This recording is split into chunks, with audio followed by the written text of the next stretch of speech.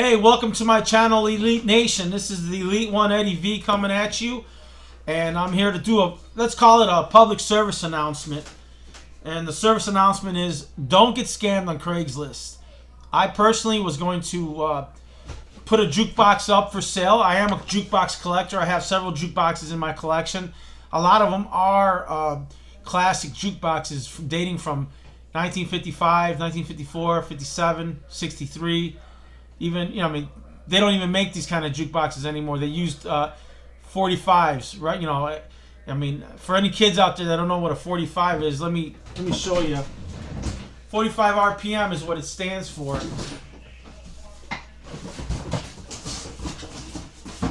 And for the uninformed, this is what a 45 is. It's a record. It's not a CD. I mean, I'm sure you guys know that.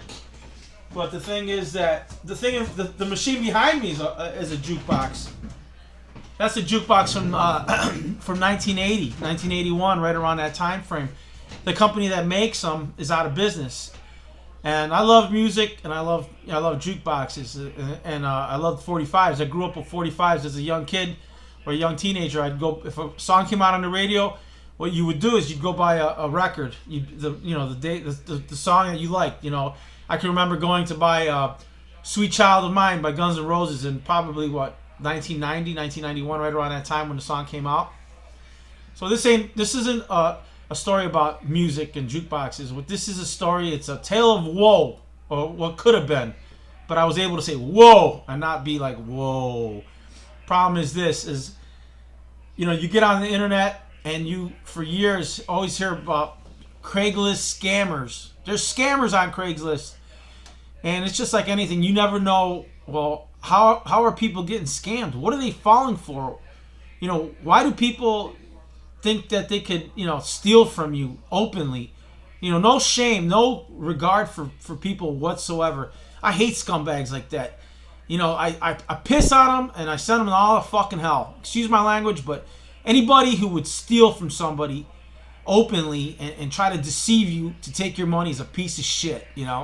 I work hard for my money, and what's worse is when they try to steal money from you that you don't even have, as far as making you charge shit that's not even in your bank account. I mean, they do that to people all the time. And the thing is, that's why I'm making this video. I want people to be highly aware of the kind of scams that go on. So like I said, I posted a jukebox of mine on Craigslist. It was innocent enough.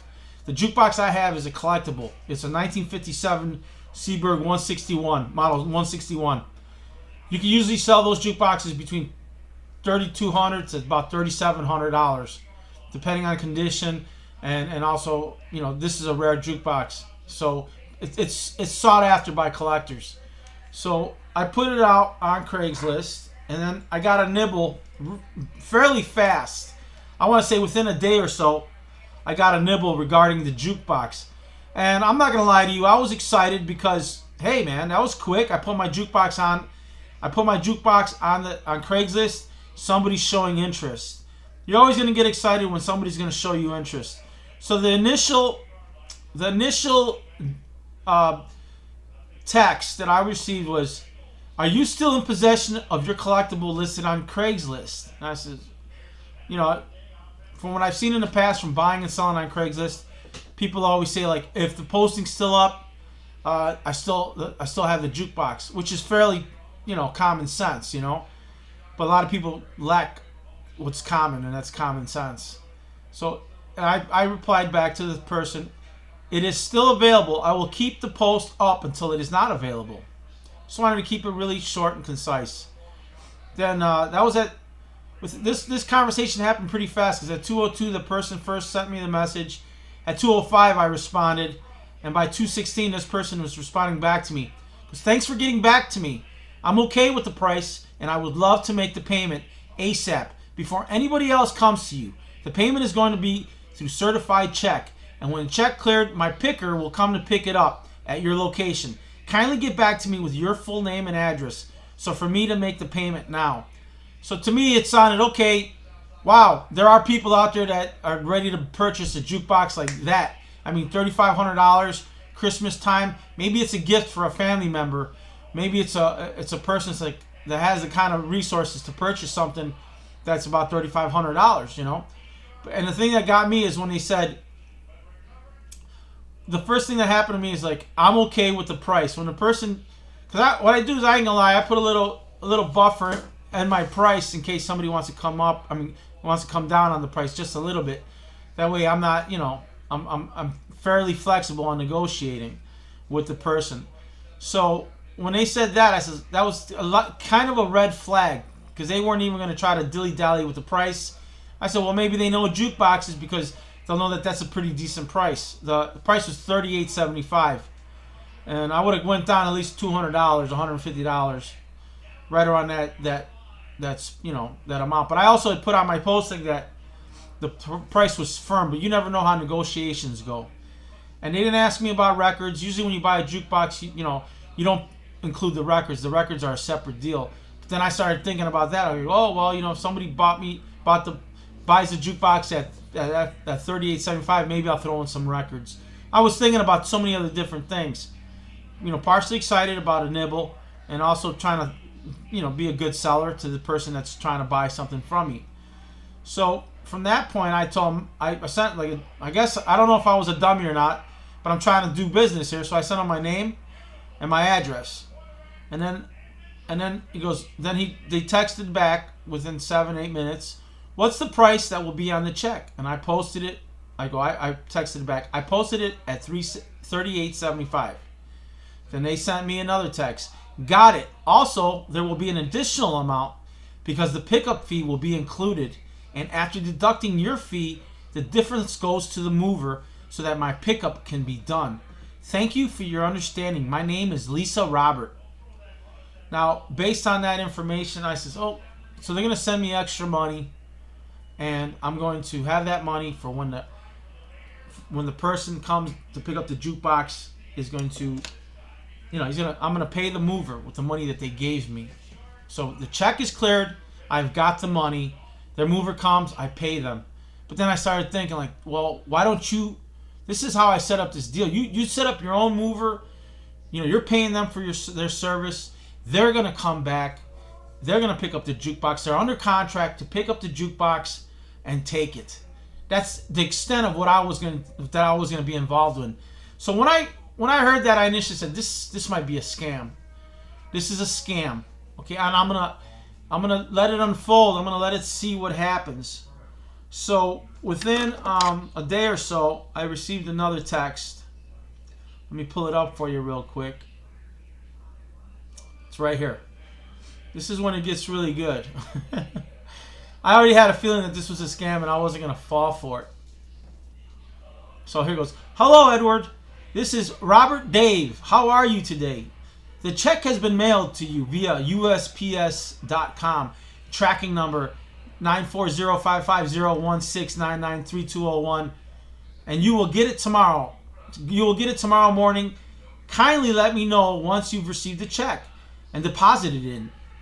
The overage is for the mover. Regards. And I'm thinking to myself, you know, this is where they try to get you. Oh wow, they sent me a letter through through the United States Mail, and it's got a tracking number. They might be legit because they're going through the post office. Okay.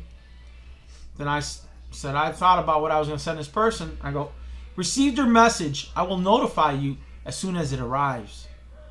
So that was on Friday night. So Saturday morning comes. I want to say about 9:20 a.m. Hello. Deposit the check into your bank account. Check your account balance on your online banking ATM to see if the funds are available. Immediately deduct your item price and $50 for your hassle.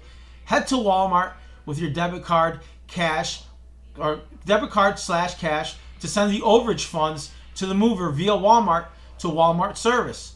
Once you get to Walmart, pick up a money transfer from select Walmart to Walmart service. Fill the form and pay with your debit card instead of cash to save you time. That's all. A payment receipt will be issued to you. And the name is Davies Paul Tony. Destination Coppell, Texas 75019. So the scumbag lives in Coppell, Texas, or Odom, Texas, like I'll tell you in a second. Then P.S. My checks always clear immediately or within 12 to 36 hours and no later. So in case the funds are not available immediately, wait till the following morning and it will be available. Regards. I sent back a text like, I need details regarding the freight company you're contracting. I mean, like, who's coming to my house or what's going on here? I need more information. And the name, Davies Paul Tony. Destination, Odom, Texas, 78370. Have you deposited? And then I got another text. Have you deposited the check? I had gotten the check, and I was like looking at it, and I was thinking like, okay, there's something. There's a red flag here. There's some bullshit going on, and I'm not gonna fall for it. I just knew right away, okay, because I get the check, and here's the envelope. It was sent priority mail, okay, and I open it up. Well, first I look at where it came from. It says Eye Candy Services, 7126 East Jasper Street, Tulsa, Oklahoma. Okay, so this is coming from Tulsa, Oklahoma. And it didn't make any sense. Why am I sending the jukebox to Texas? Which is okay. It's still okay. Then I get the check.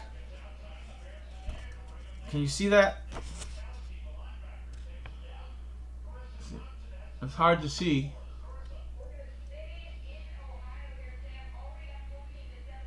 Oh, it's hard, guys. I'm sorry. I'm going to read it to you. It's a terrible image. The check was for $4,989 and comes from a company called Alterex Incorporated, 230 Commerce Suite 250, Irvine, California. The check looks more or less pretty, looks pretty legal, pretty good. But then I started thinking, okay, these guys are sending me a check from Irvine, California. I go on the internet. This Alterex is a tech company. I'm thinking like, okay, they're a tech company. And then this Custom Cuts, or what was it? Eye Candy Services is for a maid cleaning service where they have chicks in scantily clad outfits cleaning your home. I mean, they're eye candy. You get to see some chick in a brassiere and small underwear, dusting your house and so forth, So it's like, okay, those two things are on a spectrum here. One's in California, one's in Tulsa, guys in Texas. 3 red flags in my book, okay? So I was just like, I was in a quandary at that moment. Then I received another, then the guy sent me, and I still wasn't sure about the way he was wording the delivery. And then he sent me a text. Yes. I go, wait, here we go. Have you deposited the check? I go, no, check has not been deposited. You have given me 2 different destinations. Because he sent me another destination of Odom, Texas. So now he had Coppell and Odom. And then he goes, yes, they are in Odom City. No, now, still in Texas. Is there a problem? I was like, yeah, there's a fucking problem. Because then again, I was like, you haven't told me who the company that is handling the pickup of the jukebox. My understanding is, per Lisa, that the pickup and delivery would be handled on your end. Yes, Davies Paul Tony is the mover. So I go on the internet. I don't find no freight company called Davies Paul Tony. So I'm thinking like, this is really starting to get fishy. I'm sending you your check back to. This is what I sent him. I'm sending you your check back. Too many red flags. If you're handling shipping, there's no reason for me to send anybody any money. Then he says, what do you mean? My wife told you the movers are picking up 6 gadgets, multiple items, for us in your city. She never said that to me. Okay, and that's a new one on me.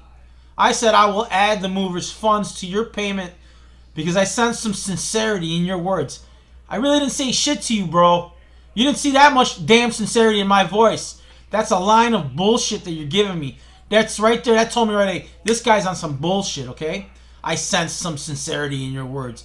Yeah, I'm sincere, but I really haven't said that much to you, buddy. Okay?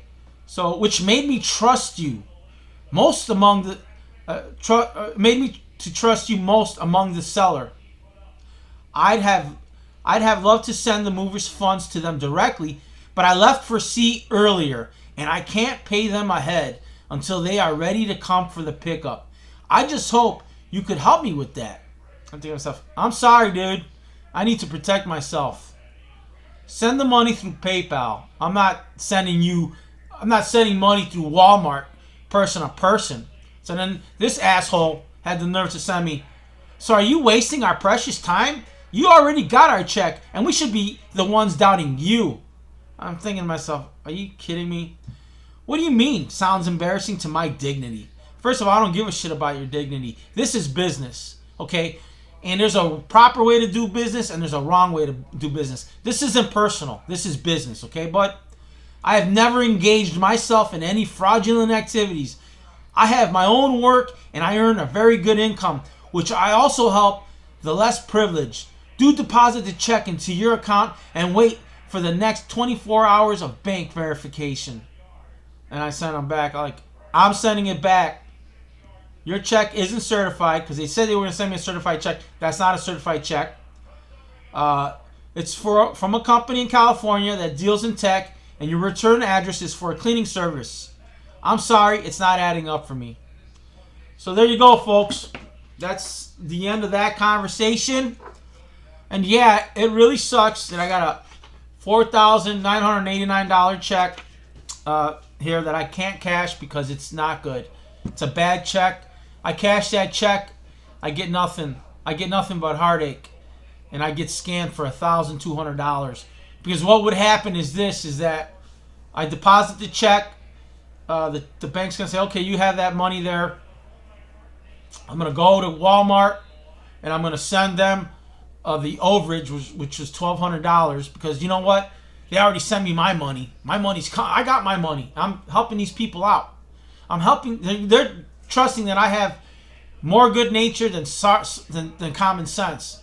So I send them. So a person who's so hungry for the money will end up saying, "Oh, okay, they sent me a good check. It's in my bank account, and I'm going to send them that overage fee, and then the movers are going to come and pick up the jukebox, and everybody's happy." Wrong. Nobody's going to be happy, dude. Only person that's going to be happy is the people who get the $1,200 through Walmart and walk away and go buy all their damn Christmas presents with my money that I sent them because I cashed their bullshit ass check. And then what's going to happen to me is, you know, the money that I deposited, I'm going to get charged the $35 overdraft fee because that check's bad. And then they're going to say, well, you got to give us that, you know, there's $1,200 of that money missing. You got to pay us that money. So, you know what, folks? It's a bunch of bullshit. You know, and I'm glad I had enough smarts to realize, like, if I'm selling something on Craigslist, you're responsible for the pickup. You're responsible for contracting your own shipping. All I'm going to do is open the door after I have my money and give you your product, and that's it. So don't be taken, folks, during this season of giving. You know, don't give yourself a fucking heart attack. Don't give yourself a scam, because yeah, sure, I would love to sell my jukebox, but I don't want to sell it to myself. Okay, so I hope that somebody can learn from this. Never send any money through a Craigslist ad, because if you're selling something, then they got to give you the money, man, and you got to give them the product. And the thing is that I hope this helps somebody down the line. I hope somebody says, I'm not being taken. You know, I'm smart enough to see that. I always question. You know, I didn't get crazy on this person. I just looked at the process and says, no, I don't send anybody any money. Especially, you know, that's stuff that they got to handle. That ain't my problem, you know. You know, that's a 300-pound jukebox. You know, yeah, you need a mover. Okay, hire a mover. He's working for you. He's not going to work for me. That's your money. You handle it on your end. So this is my public service announcement. Don't get scammed on Craigslist. And I hope, like I said, I hope this helps somebody. And I hope it just lets people be aware that there's a lot of scumbags in the world of Craigslist. There's just a lot of scumbags out there in general. So please be vigilant and watch out for asswipes that'll try to take your money and stick you up without a gun. So Merry Christmas, everybody. God love you. God keep you. I'll see you guys at the top on the other side of success. Merry Christmas. Bye.